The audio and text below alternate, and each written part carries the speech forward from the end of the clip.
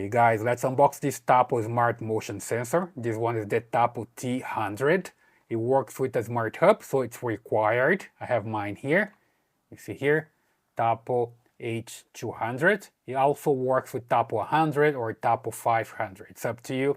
I have this 200 here, and then I just need to use this sensor, right? So let me just open it up. Just a quick unbox. You see here, it comes with the sensor. And here you see the 3M sticker that you can connect this to a wall or something. Just open here. We can check this better. There we go. So here the sticker, and here is the sensor itself, right? See here the PIR sensor. There's an LED here, the Tapo logo in front, and here in the back you can just use this to stick to a wall. Super simple, just need to remove this one to start using it, and you're good to go. Let me see here if it comes with instructions. It usually comes with a user guide. Tapo is pretty good with this. See here, quick start guide with information here for the QR code, so you can download the app, start using it. You can just power up your sensor, removing the plastic here. And here more information how to use. You can set it up using your cell phone with the Tapo app.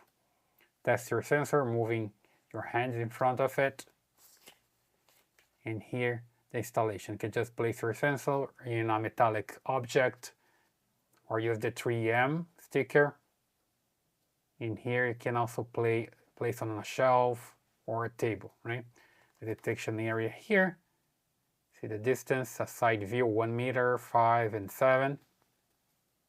In here 120 degree, so that's the coverage, that's the top view.